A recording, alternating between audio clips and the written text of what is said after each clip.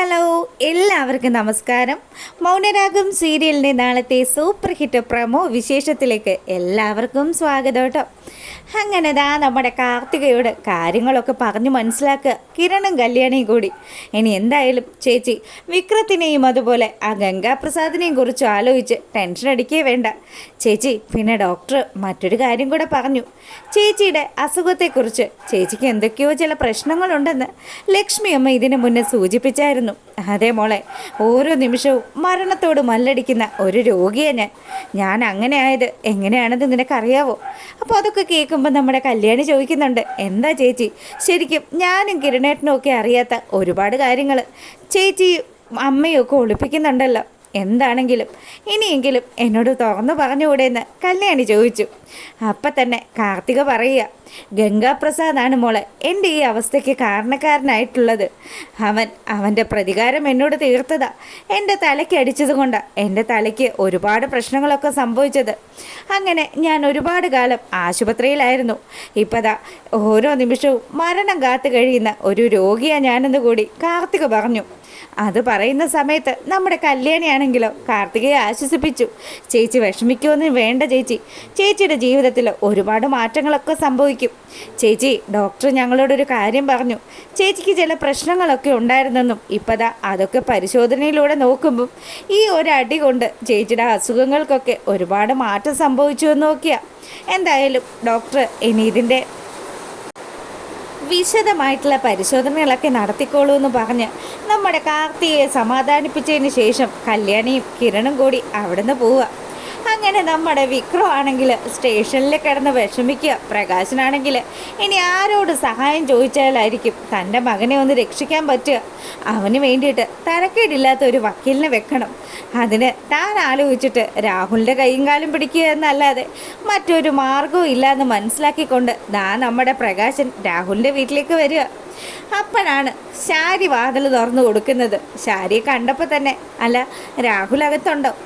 ഇതാരിത്, പ്രകാശനോ? എന്താ പ്രകാശം ഇപ്പോൾ ഇങ്ങോട്ട്, അതും പതിവില്ലാതെ വന്നത് എന്തിനാണെന്ന് ശാരി ചോദിക്കുക. അപ്പം തന്നെ നമ്മുടെ പ്രകാശം പറഞ്ഞു, അതെ എനിക്ക് രാഹുലിനെ ഒന്ന് കാണണമല്ലോ. അയ്യോ, നിങ്ങൾ കാര്യങ്ങളൊന്നും അറിഞ്ഞില്ലേ? അങ്ങേരെ എഴുന്നേറ്റ് നടക്കാൻ പോലും പറ്റാത്ത അവസ്ഥയിൽ ഇവിടെ കിടപ്പില്ല. അയ്യോ, അവൻ എന്തു പറ്റി? എന്തു പറ്റിയെന്നല്ലേ? ദേ അകത്തുണ്ട്. എല്ലാ കാര്യങ്ങളും വിശദമായിട്ട് അയാൾ തന്നെ നിങ്ങൾക്ക് പറഞ്ഞു തരുമെന്ന് ശാരി പറയുക. അപ്പം തന്നെ പ്രകാശിന് എന്തോ ഒരു പന്തികേട് ഫീൽ ചെയ്യുക. എന്തോ ചില പ്രശ്നമുണ്ടല്ലോ, ഇവർക്ക് താൻ വന്നതൊന്നും പിടിക്കാത്ത പോലെയാണല്ലോ ഇവളുടെ മട്ടും ഭാവവും ഒക്കെ എന്ന് പ്രകാശിനെ ആലോചിക്കുക. അങ്ങനെ നമ്മുടെ പ്രകാശൻ സഹായം ചോദിച്ചുകൊണ്ട് നമ്മുടെ ബഗാസുരൻ്റെ അടുത്തെത്തി. അപ്പോൾ ബഗാസുരനാണെങ്കിലോ അങ്ങനെ ഒരേ കിടപ്പ് കിടക്കുന്നു. എടോ, നിനക്ക് എന്താ പറ്റിയത്? നിനക്ക് എഴുന്നേറ്റ് നടക്കാൻ പറ്റില്ല എന്ന് നിൻ്റെ ഭാര്യ പറഞ്ഞല്ലോ. അതെ അതെ, ദേ നിൻ്റെ മരുമകനായിട്ടുള്ള അയൽ വീട്ടിൽ താമസിക്കുന്ന ആ കിരണ എന്നോട് ഈ ചതി ചെയ്തത്. അവൻ കുറേ കാലമായി എൻ്റെ കുടുംബത്തിൽ കയറി കളിക്കാൻ തുടങ്ങിയിട്ട്. അവൻ നിന്നോടും ഇതുപോലെയുള്ള അതിക്രമമൊക്കെ ചെയ്തോന്ന് പ്രകാശൻ ചോദിക്കുക. അതെ അതെ, അവൻ ചെയ്തതിനൊക്കെ ഇന്ന് ഇരട്ടിയായിട്ട് അവനെ കൊണ്ട് ഞാൻ അനുഭവിപ്പിച്ചിരിക്കും എന്നുള്ള രീതിയിലൊക്കെ രാഹുൽ സംസാരിച്ചു. ഓ, എന്തനുഭവിക്കാൻ? അനുഭവിക്കുന്നത് മുഴുവൻ നമ്മളല്ലേ. ഇപ്പം തന്നെ ആ കാർത്തികയുടെ തലക്കടിച്ച കേസിൽ പെട്ട് എൻ്റെ മകൻ വിക്രമാദിത്യൻ ജയിലിലാണ് ഉള്ളത്.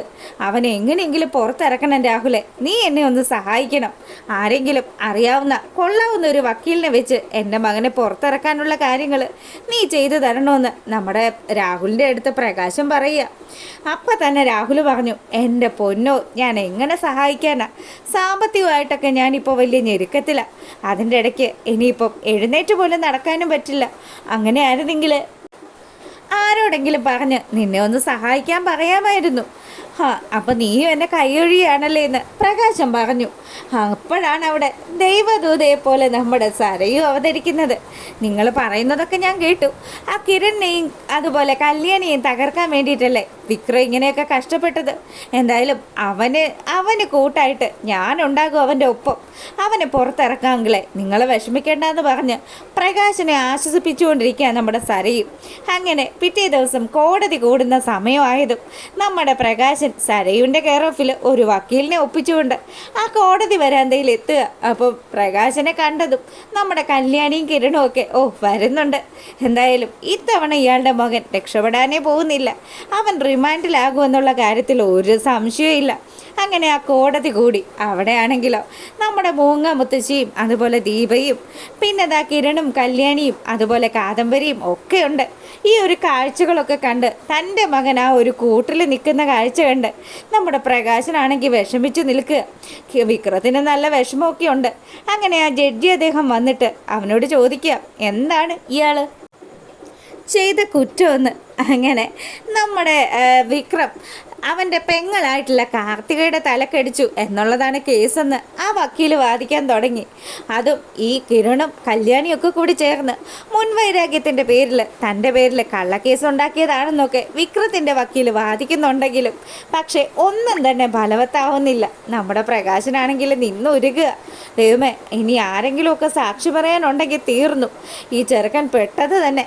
എന്തായാലും സാക്ഷി പറയാമെന്ന് വിചാരിച്ച് നമ്മുടെ മൂങ്ങാമുത്തശ്ശി അവിടെ വന്നിരിക്കുക. അങ്ങനെ വക്കീലിൻ്റെ നിർദ്ദേശപ്രകാരം ആ ഒരു കൂട്ടിൽ കയറിയിട്ട് നമ്മുടെ മൂങ്ങ മുത്തശ്ശിയോട് വക്കീൽ കാര്യങ്ങളൊക്കെ ചോദിച്ചു. അല്ല, ഇവൻ നിങ്ങളുടെ കൊച്ചുമോനാണല്ലോ, ഇവൻ ഇത്രയും കാലവും ഈ ഒരു രീതിയിലാണല്ലോ ജീവിച്ചു പോകുന്നത്. ഇതിനു മുമ്പും ഇവൻ്റെ പേരിൽ പല കേസുകളും ഈ കോടതി ഒത്തുതീർപ്പാക്കിയതും അതുപോലെ ശിക്ഷ വിധിച്ചതും ഒക്കെ ആയിട്ടുണ്ടല്ലോ എന്ന്. അതെ സാറേ, എന്ത് ചെയ്യാനാ, പെമ്മക്കളെ വെറുത്ത ഒരമ്മയായിരുന്നു ഞാൻ. പക്ഷേ ഇത്രയും വർഷങ്ങൾക്ക് ശേഷം ഈ വയസ്സാം കാലത്താണ് എനിക്ക് സൽബുദ്ധി ഉദിച്ചത്. ഇപ്പോൾ ഉണ്ടല്ലോ, പെമ്പിള്ളേരെന്ന് പറഞ്ഞാൽ എനിക്ക് ജീവനാ സാറേ. ഞാൻ ഒരു മക്കളെയും തള്ളി പറയില്ല. പിന്നെ ഞാനും ഈ നിൽക്കുന്ന എൻ്റെ മകൻ പ്രകാശനും കൂടി വളർത്തി വഷളാക്കിയത് ഈ നിൽക്കുന്ന വിക്രമാദിത്യനെ. അവൻ രാജാവാണെന്ന് പറഞ്ഞ് എൻ്റെ മകൻ അവനെ നിലത്ത് വെച്ചിട്ടില്ല. എന്നിട്ടും അവനിപ്പതാ വയസ്സായി വരുന്ന സമയത്ത് അവന് ഒരു തുള്ളി വെള്ളം കൊടുക്കാൻ പോലും ഈ പറയുന്ന മകനെ കൊണ്ട് ഒരു പ്രാപ്തിയില്ല സാറേ. അവൻ്റെ സ്വന്തം കൂടപ്പറപ്പിൻ്റെ തലയ്ക്ക് അടിച്ചിട്ടുണ്ടെങ്കിൽ അവൻ അതിനുള്ള ശിക്ഷ കൊടുക്കണമെന്ന് മൂങ്ങാമുത്തശ്ശി പറയുകയാണ്. അങ്ങനെ ഇതൊക്കെ കേട്ട് നിൽക്കുന്ന സമയം നമ്മുടെ പ്രകാശനാണെങ്കിലും മൂങ്ങാമുത്തശ്ശിയെ മനസ്സുകൊണ്ട് ശപിക്കുക. ഇവർ വന്ന് ഇത് മൊത്തം നശിപ്പിച്ചല്ലോ. എൻ്റെ ദൈവമേ, ഇനി എൻ്റെ പൊന്നു മോനെ ഞാൻ എങ്ങനെയൊന്ന് വെളിയിലിറക്കും? ഇത്രയും കാലവും ഈ കല്യാണിയും കിരണുമായിരുന്നു തനിക്ക് പ്രശ്നം ഉണ്ടാക്കിക്കൊണ്ടിരുന്നത്. ഇപ്പം തൻ്റെ പെറ്റമ്മയും തനിക്കെതിരെ തിരിഞ്ഞല്ലോ എന്നൊക്കെ പ്രകാശൻ ആലോചിക്കുക. അതിനുശേഷം ആ കോടതിയിൽ കയറിയ നമ്മുടെ ദീപയും വിക്രത്തിനെതിരെ മൊഴി കൊടുക്കുന്നു. പിന്നീടാണെങ്കിൽ നമ്മുടെ കിരണും കല്യാണിയും ഒക്കെ ഇവനെതിരെ മൊഴി കൊടുക്കുന്ന സമയത്ത് ഇനി നമ്മുടെ വിക്രത്തിന് രക്ഷയില്ല എന്നൊക്കെ കാണിച്ചുകൊണ്ടും ടെൻഷൻ അടിച്ച് നിൽക്കുന്ന നമ്മുടെ പ്രകാശനെ കാണിച്ചുകൊണ്ടുമൊക്കെയാണ് നാളത്തെ ആ ഒരു വിശേഷം അവസാനിക്കുന്നത്. അപ്പോൾ നിങ്ങൾക്ക് വീഡിയോസൊക്കെ ഇഷ്ടമാകുകയാണെങ്കിൽ എപ്പോഴും പറയുന്നത് പോലെ തന്നെ ഒന്ന് ലൈക്ക് ചെയ്തിട്ട് കാണുക കേട്ടോ. എല്ലാ കൂട്ടുകാർക്കും നല്ലൊരു രാത്രി ആശംസിച്ചുകൊണ്ട് ഇന്നത്തെ വീഡിയോ വൈൻഡപ്പ് ചെയ്യാണ്. അപ്പോൾ ഓക്കെ, ഗുഡ് നൈറ്റ്.